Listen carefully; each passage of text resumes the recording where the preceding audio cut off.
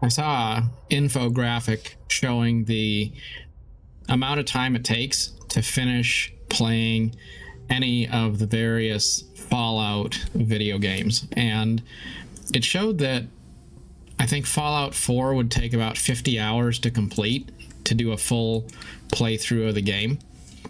And then the various other games were each somewhere in that neighborhood.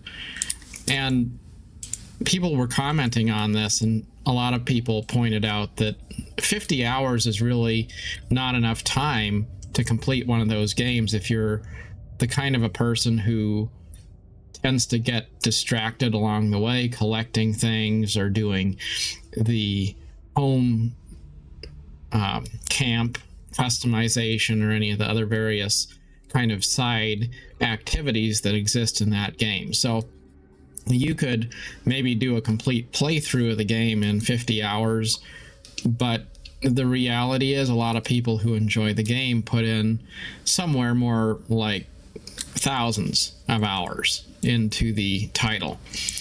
And then I got to thinking about how, I've been playing a little bit of Fallout 4 this past week, and I've probably put, I would say, somewhere in the neighborhood of 6 hours total into the game over the course of a few different play sessions over the last year. I haven't put much effort into the game or much time into the game, just played it enough to think it's cool, to kind of enjoy the vibe of it.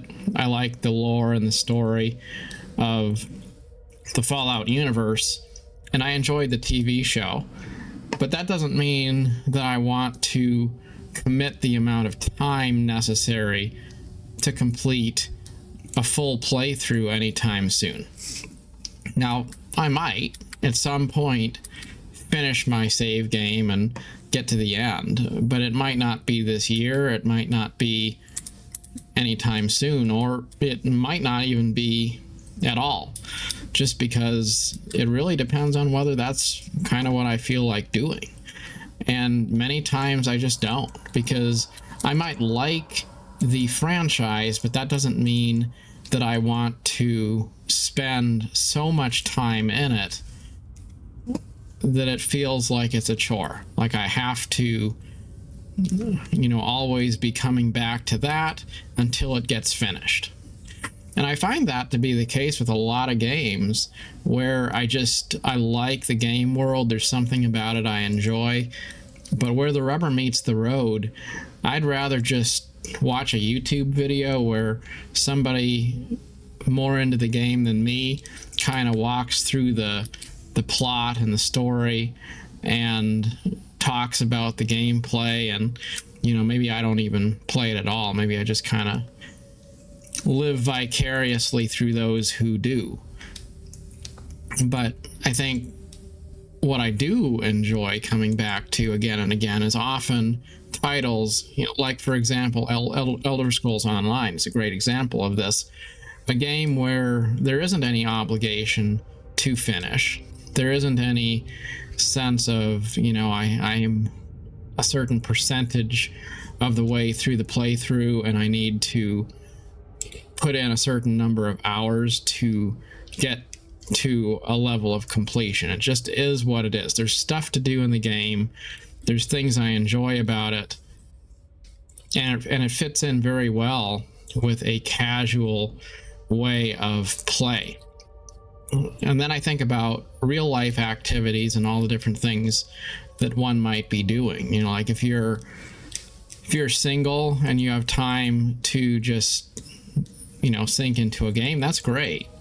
But then what about people who maybe have kids, or they got a family, or they have other obligations? There's a lot of different types of gaming which just don't fit in very well if other real life stuff comes up, because you're on mic, you're not able to step away.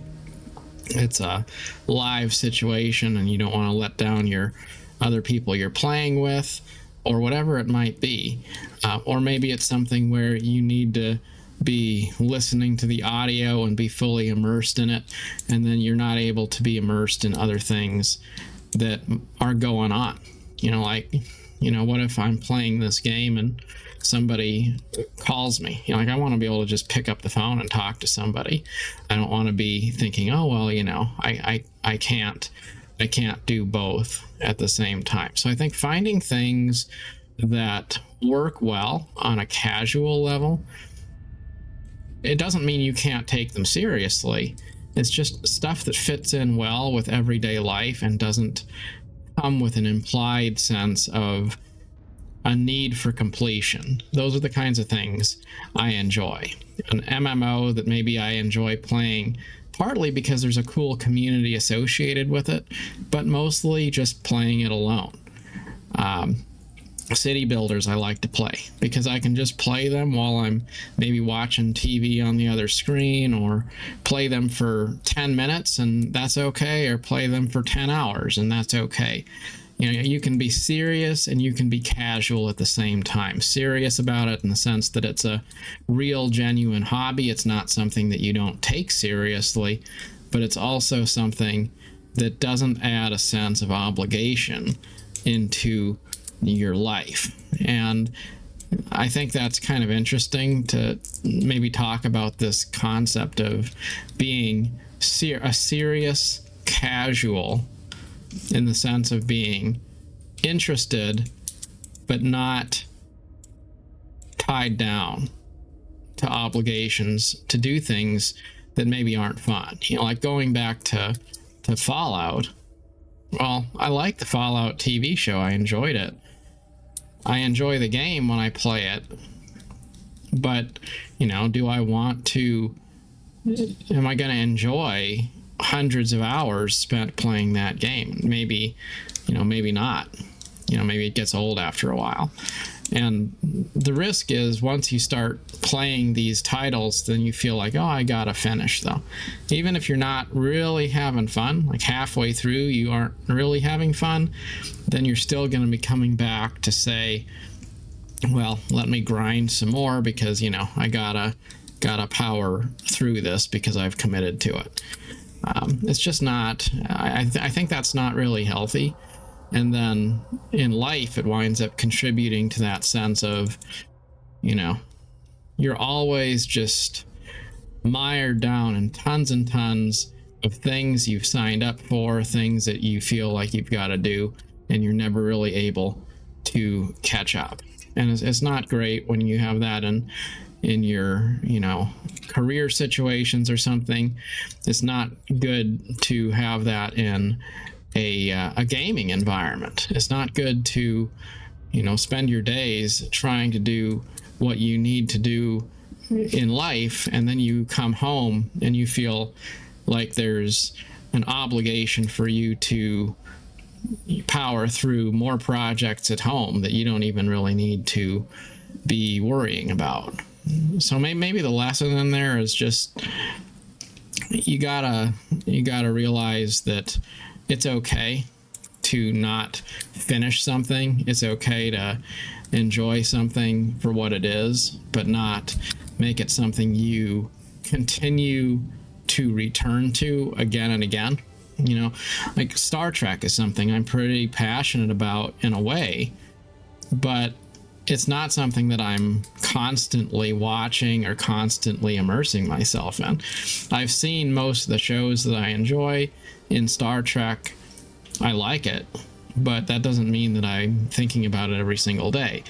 It doesn't mean that I'm going to be consuming every single thing related to Star Trek. It's okay. I can enjoy it. I can be a fan of it, and I can also let it go and not be completely chained to the franchise. And we tend to be kind of ditch to ditch. Like it's sort of, you feel like you've got to commit to something, then you gotta define your entire identity by it. And then people say, well, how do you avoid burnout? Well, maybe the best way to avoid burnout is just to understand it's okay to take a break. It's okay to be a casual, and it's okay to get a taste of something and then not continue to immerse yourself in it day after day after day.